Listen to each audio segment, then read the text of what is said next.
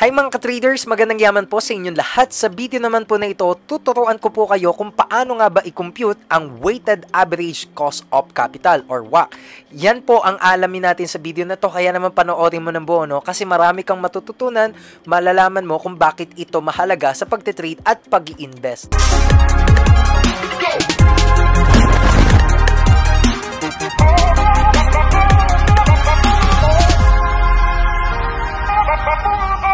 Okay, so bago tayo magsimula, kung bago ka pa lamang pala dito sa aking mga social media accounts, ako nga po pala si Estudyante Trader. Isa po tayong junior analyst, a global trader investor, and also a content creator na tayo po no, gumagawa ng mga videos na katulad nito para nang sa mas maging aware and educated po no, ang mga kababayan natin Pilipino about finance and investments, about education like this. No? Kaya naman, suportahan mo ako, no? Mag-like ka, mag-follow, mag-subscribe, share mo na itong video na to para makatulong din po tayo sa ibang tao. Ayos ba yun? So, eto po, no? Simulan na natin. Ano nga ba itong WACC or Cost of Capital or sinasabi din nila na Weighted Average Cost of Capital, na kung saan nabanggit ko na po doon sa isa kong video, isa po itong valuation method, okay, na ginagamit din natin ito as a discount rate, itong weighted average cost of capital, para malaman po natin sa bawat hiniram natin na pera o inutang o kaya naman ibibigay sa mga shareholders natin, no, magkano ba, no, ano ba yung cost of doing business, no, cost of capital. Kasi din po, sinabi ko dun sa nakaraang kong video, pag ikaw po ay magi-invest no, sa isang business, sa isang project, sa isang investment venture, dalawa lang po ang pwedeng paggalingan ng capital. It's either debt or utang or equity, sariling pera nung may-ari or yung mga ka-business partner mo, shareholders. No? Kaya po dito lang iikot yung usapan natin, no, sa tax rate, diba? Sa cost of debt, equity, weight of debt, and weight of equity. Okay, yun po ang pinaka-basihan dito po sa WACC. Okay? So, ngayon, i-input na po natin no, yung mga mahalaga dito kasi, ito po yung mga mahalaga dyan na kailangan natin makuha. Cost of debt, effective tax rate, and yung cost of equity, weight of debt, and weight of equity. Ituturo ko nga po sa inyo yan paano siya kuhain sa mas shorter na video at sa mas madaling paliwanag, no? So, hinahanap po natin dito, 'di ba, umutang tayo, magkano yung babayaran natin pag umutang tayo, magkano yung cost nun, magkano yung worth nun, and also, magkano ibibigay natin sa mga shareholders pag sasamahin natin yung tinatawag natin na cost of debt and cost of equity. Okay po ba? So, simulan na natin guys, no? So, syempre, may example lang tayo dito na company.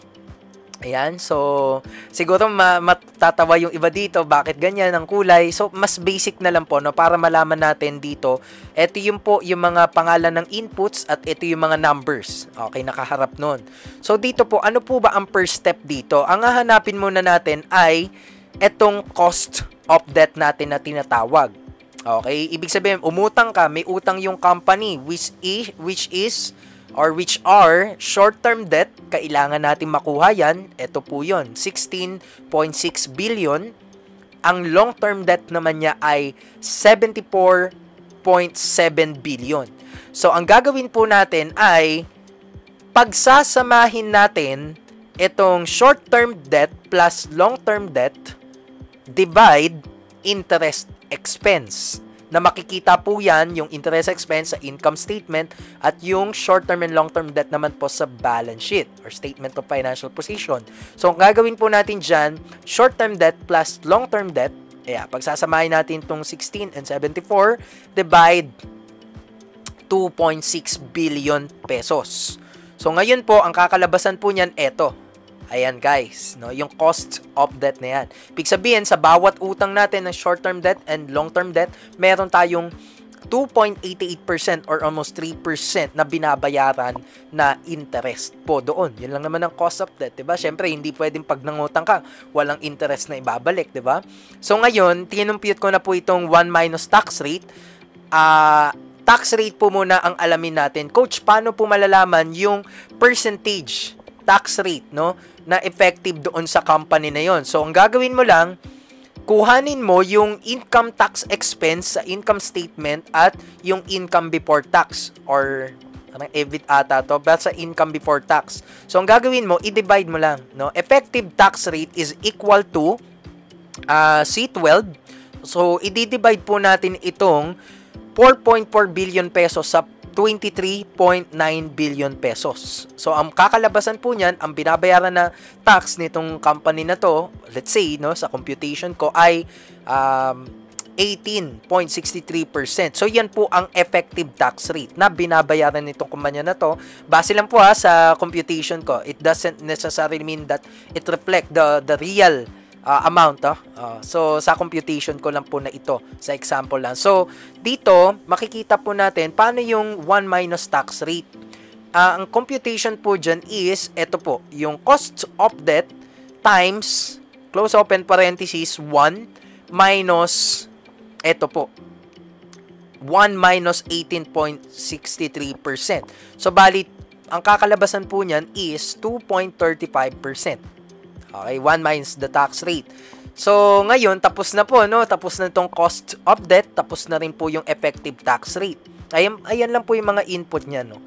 Mga kailangan yung kuhanin yan sa financial reports, no? Financial statement ng company. So, dito na po tayo, no? Sa ikatlong bahagi, which is ito po yung tinatawag natin na cost of equity, no? Or which is the CAPM. Ayan po, itong tatlo na to actually kailangan. Yeah, which is the expected average market return, the risk-free rate, and the beta of that stock or that company. So, dito, yung cost of equity, ang formula po niyan is actually, ito po, no? Yung tinatawag natin na expected, ito po na pala, no? Itong risk-free rate of return. So, alamin po muna natin, no, ano yung mga inputs nito. Pag sinabi po nating risk-free rate, ang ibig sabihin po nito, ito yung 10-year government bond yield, no? Ito yung pag nag-invest ka, walang risk. So, this is backed up by the government actually. So, at around 6.06%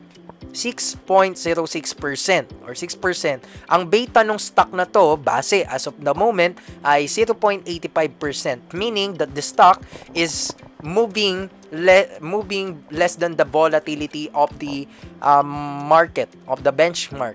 So, yung average market return naman, halimbawa, pag kinumpute mo yung average return ng PSEI from this year, from 10 years from now hanggang ngayon, so, ibig sabihin po nito, 8%, no, yung na-compute natin. So, ngayon, ibig sabihin po niyan, paano ba yung computation po neto, no? Ang gagawin po natin is definitely yung F4, risk-free rate of return plus F5, no, times yung F6, average market return minus the risk-free rate of return. At makukuha po natin dyan ay 7.71%. No? Ibig sabihin, ito yung cost of equity. So, syempre, coach, no, ano ba mas maganda?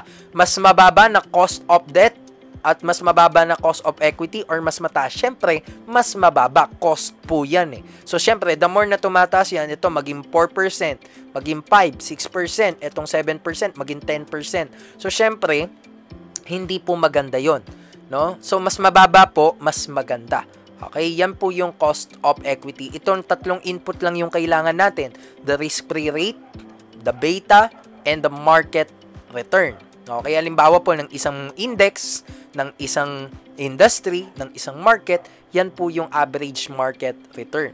Okay, so malapit na po tayo, no? Malapit na sa katotohanan. Ang next na po natin dyan is getting the weight of debt and equity po. Diba? Yung percentage ba na ilang percent ba ng buong company ang napifinance ng debt or utang at ng equity yung sariling mga pera, no, ng mga owners and shareholders. So dito po makikita natin dito ang unang step diyan is, 'di ba, nakuha natin itong short-term debt and long-term debt. Pag napag-plus natin 'yan, dito mo ilalagay yan din. 'Di ba? Total debt eh. So at around 91.3 billion, no, pesos. So ngayon, ang total market cap na makikita nyo naman sa SEC or sa pseedge.com or sa internet, yan, makikita nyo yung market cap, 'di ba, ng stock na yon ng company na yon at around 62.5 billion pesos. So, yan po ang market capitalization. Ngayon, ang gagawin po muna natin dyan is adding the total debt to market capitalization, which is, ito po yung total, di ba? Sinam lang po natin yan. 91.3 billion pesos plus 62.5 billion pesos. Ito po yan. No, 153.8 billion pesos, no, which is i-divide po natin diyan 91.3 divided by 153.8. Ito po yan, no, weight of debt po yan. Nasa 59%, ibig sabihin, or almost 60% ang napifinance ng utang dito sa company na to, no? And weight of equity naman po, market cap divided by the total enterprise value, which is makikita natin dito na at around 40 to 41% lamang po ang total na share, no, nitong mga pagmamay-ari na to, no. So ngayon ang final po, 'di ba, na computation diyan sa weighted average cost of capital para makuha itong last number na to, which is the final. Ito po yung pinakakailangan, no, itong 4.53% na to. Paano ba nakuha? Which is ang computation po diyan, or ang formula is tinatawag po natin na cost of debt, which is ito po, 2.35% times weight of debt. Yan, 'di ba? Merong cost of debt na affected na yung tax rate, okay na. And then kumbaga 2.35 times 59.37%. Okay, close open parenthesis po 'yun. Ito 'yun, no? Ito 'yun, guys. Yan, ayan 'yun. And then plus, 'di ba? Naka-close open parenthesis 'yun. And then plus cost of equity 7.71 times weight of equity. So close open parenthesis ulit. So kumbaga parang pinag-add mo lang silang dalawa, yung cost of debt times weight of debt, and then close open parenthesis plus cost of equity times weight of equity. Parang pinag-plus lang po yon. So ngayon, ang ginawa po doon ay nakuha natin dito yung weighted average cost of capital na 4.53%, which is mas maganda nga po na mas mababa yung number na makuha natin dito, kasi the more na mas mataas siya, ibig sabihin nun, mas malaki po yung discount rate. Mas mababa po yung present value ng mga future cash flows, mga projects in the future. Okay, kaya po ibig sabihin mas mababa yan na number, 1-2%, okay, pero pagka umabot yan 10% pataas, depende po sa industry average, depende po sa competitors comparative analysis, so depende po yan din doon. Pero itong 4.53%, hindi natin masasabi na sobrang good siya kasi hindi pa tayo nakakita sa industry or competitors, pero kumbaga hindi naman siya ganun kataas pag pinagbasihan natin dito or sa historical average niya, 'di ba? Pwede natin compute yung WACC last year or last 2 years, last 5 years at ikumpara natin sa ngayon, 'di ba? Magkakaroon kasi yan ng buhay kung merong comparison in a good way. Comparative analysis po sa industry average, historical analysis, or sa benchmark po. So kaya kumbaga itong 4.53%, sa akin lang naman, no, assumption is hindi siya ganun kataas compared sa mga ibang companies na umaabot ng 7, 8 or up to 10% pataas yung kanilang WACC. Ibig sabihin, this is the cost that you have to return to your creditors and also shareholders, no? So kaya po yung WACC na to, napaka-importante po niya kasi nagagamit din yan as a discount rate sa ating discounted cash flow, sa ating dividend discount model. Ayan po, no? Actually, in mga next videos na yun, discounted cash flow, ayusin ko lang, no? So, yan, dividend discount model, at iba-iba pa. Yan. So, ito, iba na to, no? Portfolio management na ito, yan.